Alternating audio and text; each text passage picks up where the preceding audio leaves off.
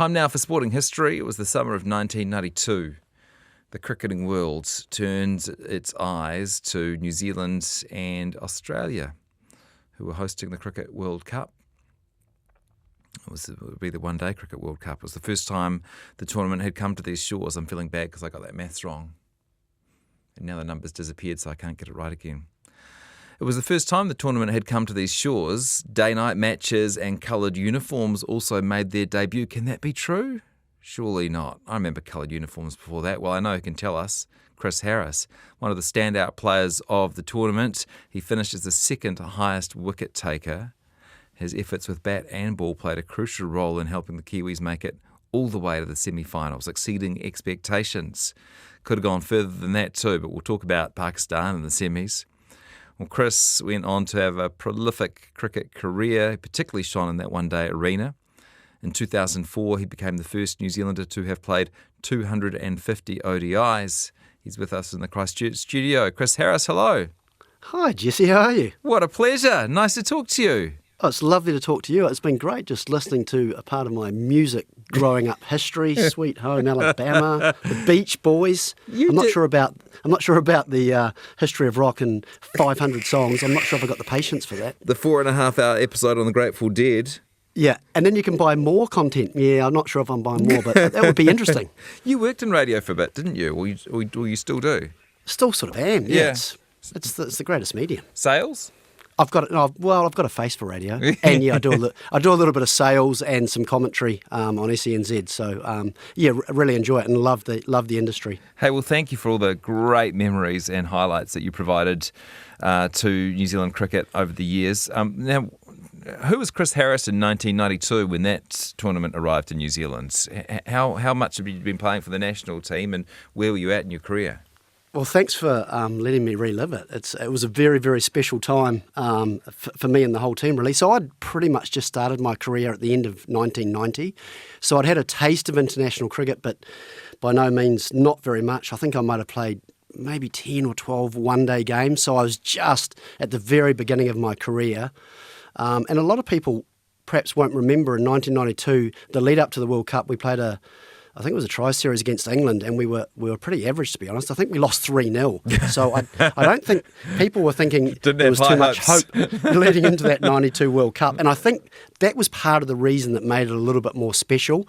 What people didn't understand, that in the background, the dear Martin Crowe, or late Martin Crowe, which is obviously devastating in itself, and Warren Lees had planned for about a year, putting plans together for this World Cup leading into it. Wow. And the plans that it was funny how it worked out, because obviously the big game first up, New Zealand, Australia hosting the 92 World Cup, and we get to play Australia at Eden Park first game.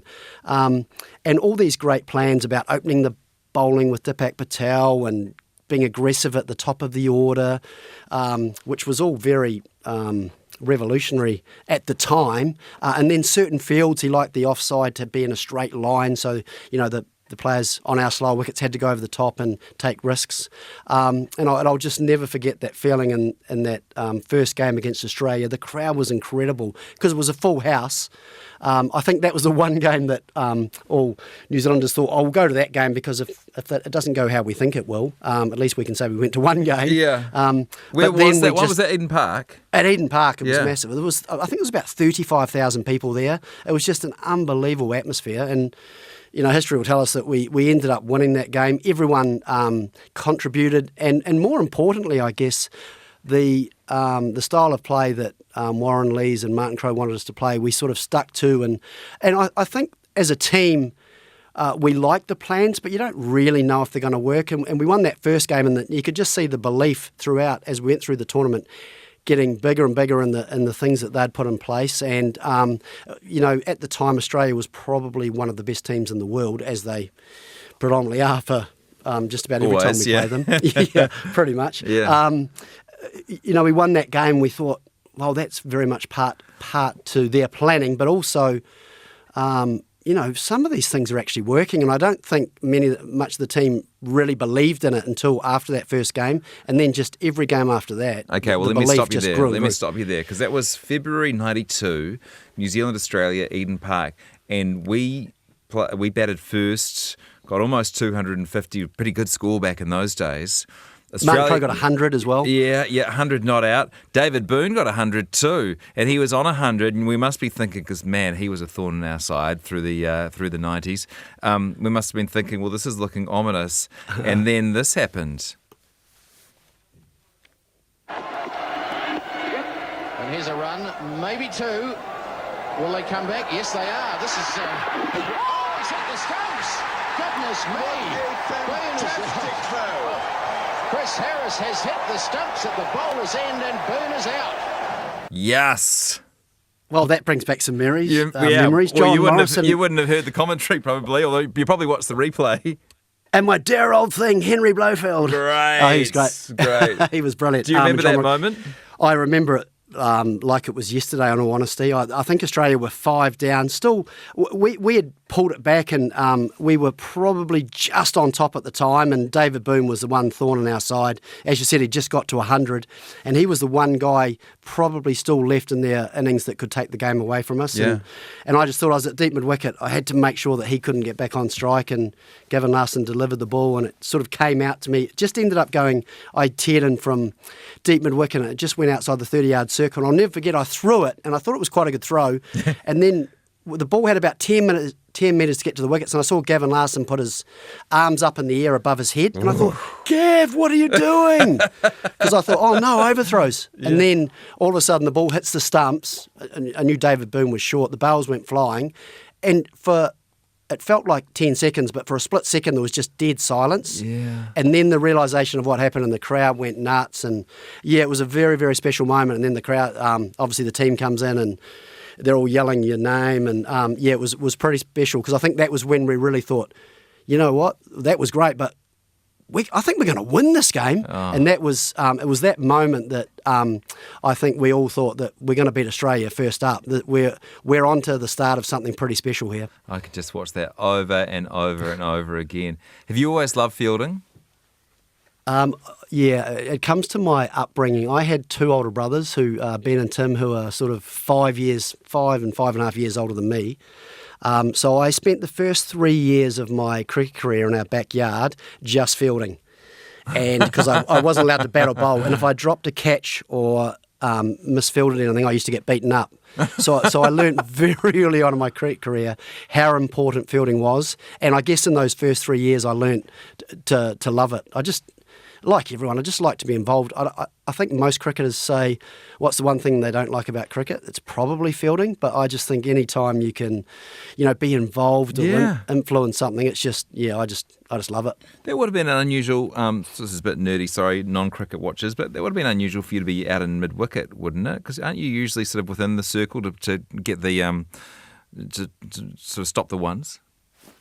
Good knowledge, Jesse. Yeah, look, in my early career, I had quite a good arm, so they used to put me out. Right. It used to be the way. I mean, back in the day, you'd sit in the shed and you weren't allowed to talk as a young member. How times have changed, and if you were young and had a good arm and were quite fast, they liked putting you out on the boundary. Right. So until you earned your stripes, or until you earned the respect of, you're quite good at backward point or that cover area, which I spent most of my career. But in the early days, I spent quite a lot of time boundary riding. So if I got you to throw 10 of those, how many would hit the stumps, do you reckon? 1. And thank God it was the one that did. Is there something about a big game that makes it more likely to hit, do you think? A big moment? Oh, look, I did practice my fielding a lot, so that helps. I mean, any time you practice a skill, often it's going to give you a better chance of pulling it off in a pressure situation, I guess.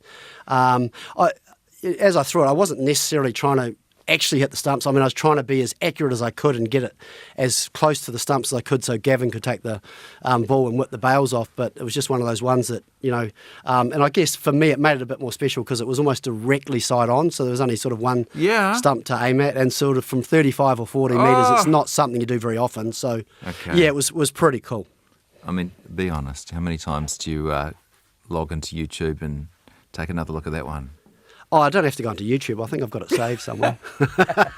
No, look, in all honesty, I hadn't looked at it that much, and then I was fortunate enough to be involved in the 2015 World Cup and going around the country and helping promote it. And that was one of the, they had a bit of a highlight reel of the 92 and other World Cups leading up to the 2015 one. So you got a good look at and that it. was one of the shots, so I had to look at it a few times on that tour. And you had to say, oh, not this again. Yeah. Hey, just looking at that team, though, John Wright and Rod Latham opening, Andrew Jones and Martin Crowe. I mean, how about a 3 and 4? Ken Rutherford, who was pretty good when he was on. Yourself, I mean, team's looking pretty good when Chris Harris is coming in at number 6. Ian Smith, still a legend from the 80s through. Chris Cairns. I mean, that's a heck of a lineup, eh? Oh, it was a phenomenal side, and it was towards the end of John Wright's career, but he was obviously still a phenomenal player. I think it was in that first game against Australia he got injured, and then they brought Mark Greatbatch in to open the batting with Rod Latham, and that's when everything sort of went to that next level. There was so many stories, but there was one I'll never forget. Because in those days, in the first 15 overs, you'd try and get sort of 50 or 60. Yeah. And I was sitting in Ian Smith, who's obviously a wonderful player, wicketkeeper and commentator now. I was sitting in the stands with Smithy watching Rod Latham and Mark Greatbatch open the batting against South Africa, which also was at Eden Park. You know, and they had some wonderful players, and Adrian Caper, Alan Donald, White Lightning, Brian McMillan. You know, they had a very good side, Hansi Cronje. But I'll never forget, Kepler Vessels. Yes, so many great players. Peter Kirsten and Gary Kirsten. I'll never forget, after 15 overs, or after 14 overs, I think we were 114, I believe, without loss. And I just looked at Ian Smith, and we were just looking at each other laughing, going, is this for real? Is that, like, we'd seen nothing like it. We were just laughing, and that's what I'm talking about, that belief in the plans that Warren and Martin had put together.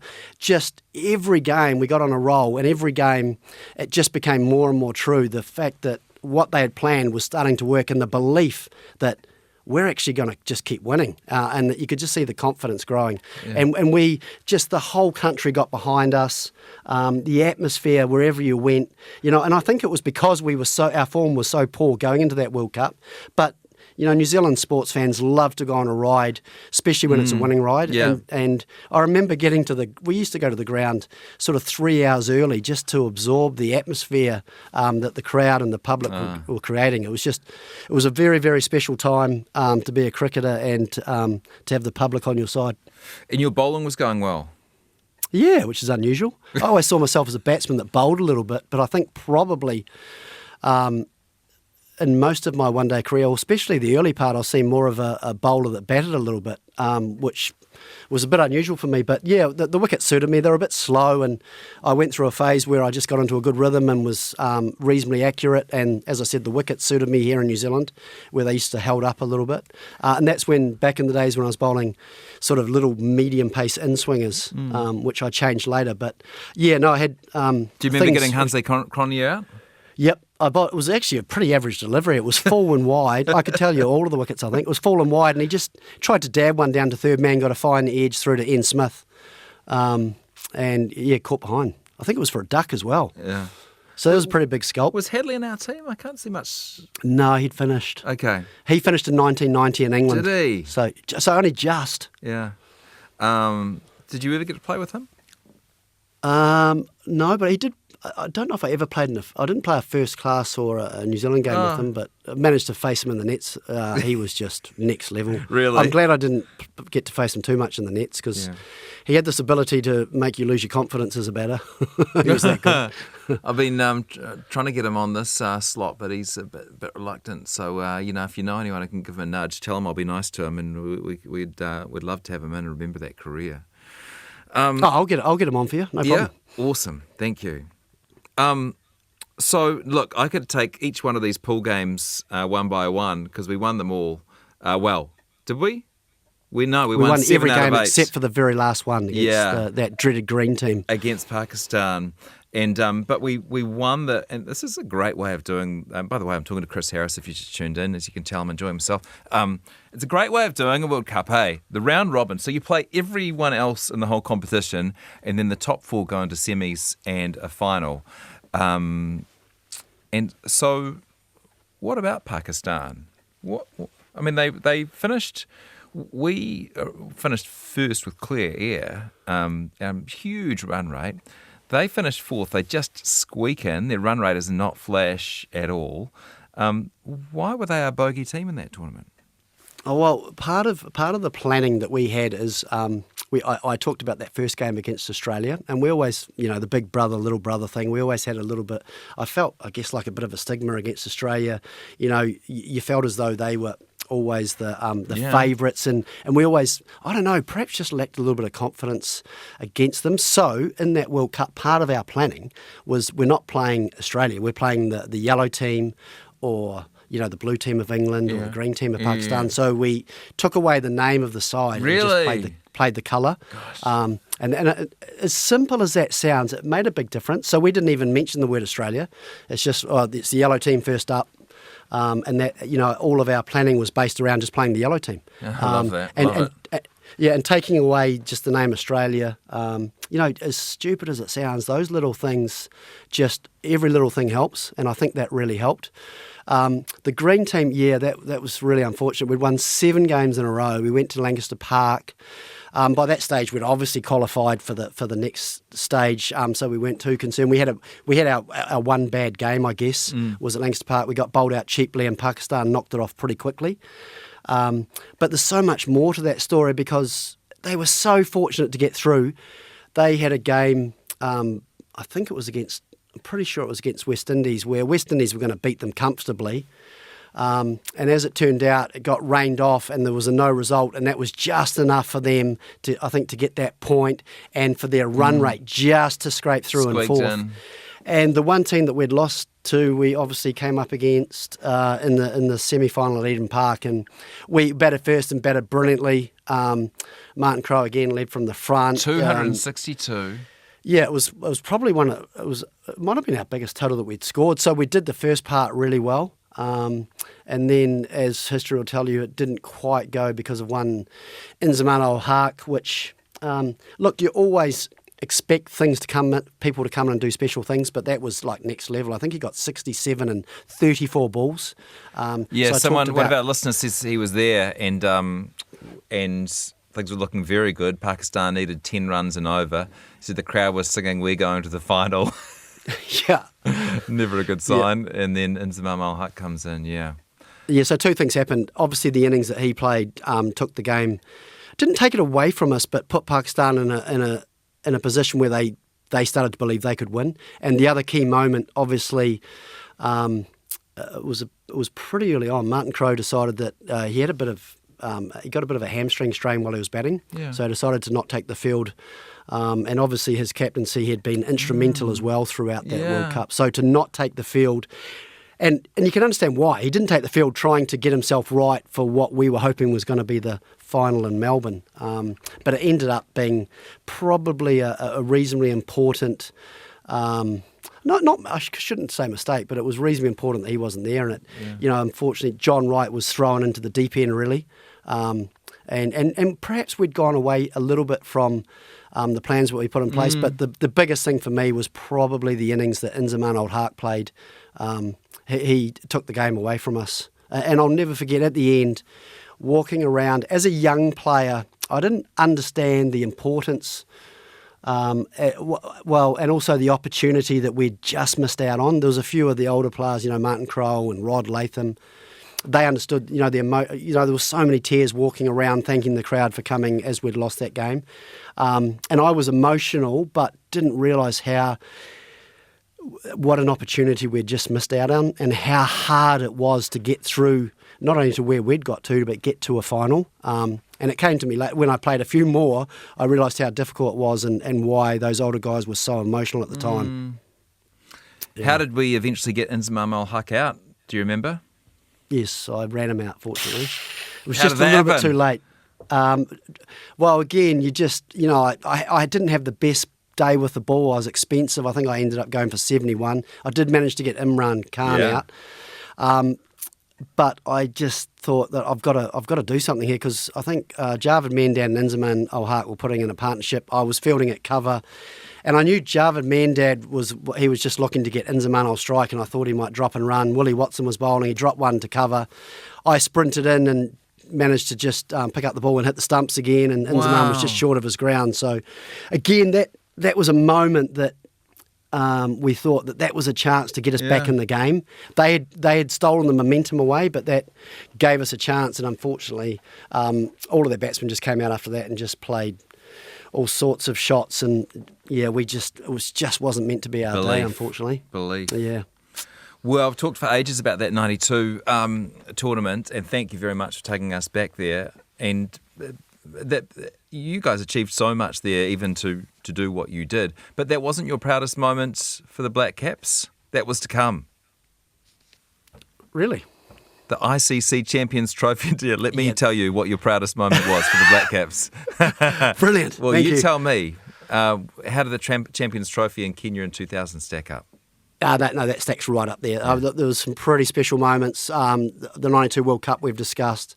And 2000, because it was the first time New Zealand had gone, particularly overseas, and won any sort of tournament, really, or any sort of ICC major series. Tournament, yeah.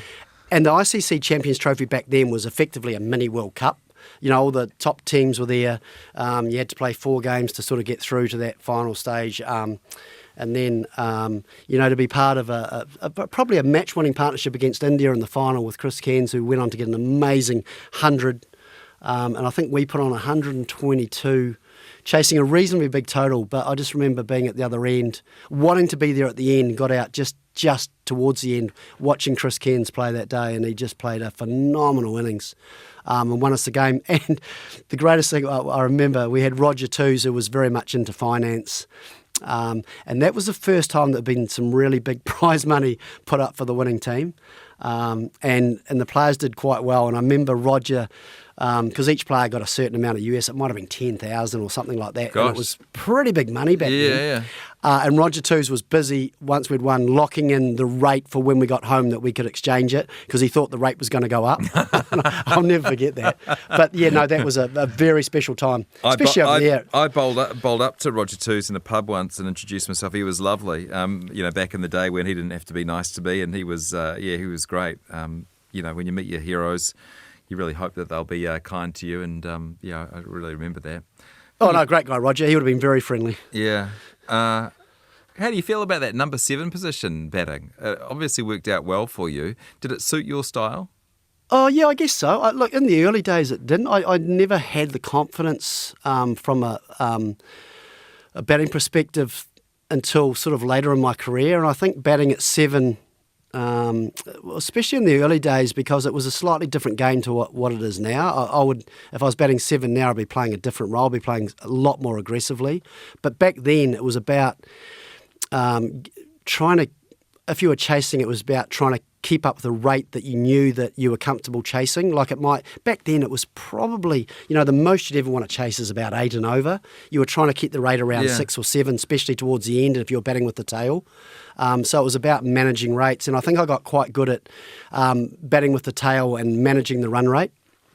And the same when you bat first, you just knew what you thought a winning total was, and you had to try and give yourself the best chance of getting close to that as possible. And I think I learnt at that time, as I said, it wasn't quite as aggressive a game, so I just learnt how to, bat towards the end of an innings. And the more you do it, the more confident you become, and I guess I gained confidence from the guys that I was batting with, and also the success that I was having at that number, I guess.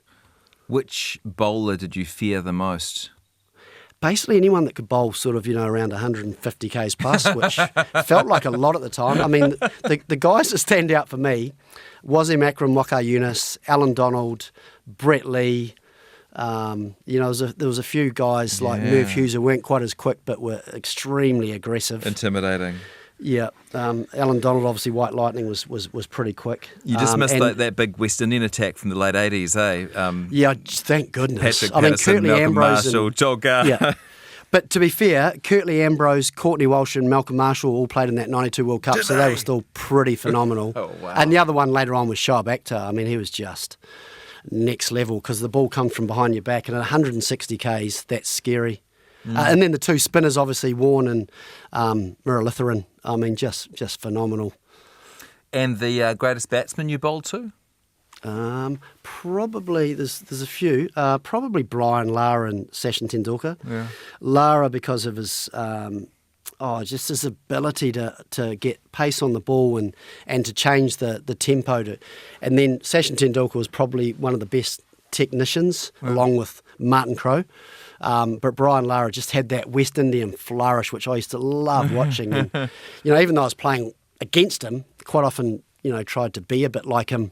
Never managed to pull it off, but it was good fun trying. And you guys achieved so much in that team between over that sort of decade that we've discussed. Did you form strong bonds with the guys, and who are you particularly close with now? Oh, absolutely. All of them, really. It's funny because I don't see a lot of them, but, every time you run into someone, I mentioned sort of like, I don't live far away from Jeff Allett and, sort of mentioned Roger and all the names that we've mentioned today, you run into them and it's like literally that all the things that we're talking about today happened a year or two ago. It doesn't seem like, some of it's, 30 odd years ago. I mean, it does not feel that long. And just seeing any of the guys that I played with throughout my career, just love spending time with, reminiscing, and generally we're just taking the mickey out of each other most of the time. And it's always wonderful to catch up with all of them. And winning is great, isn't it? But when you look at the joy that we got out of 1992 and then again in 2015, and we didn't win either tournament, there is something to be said for enjoying the stuff that went well along the way.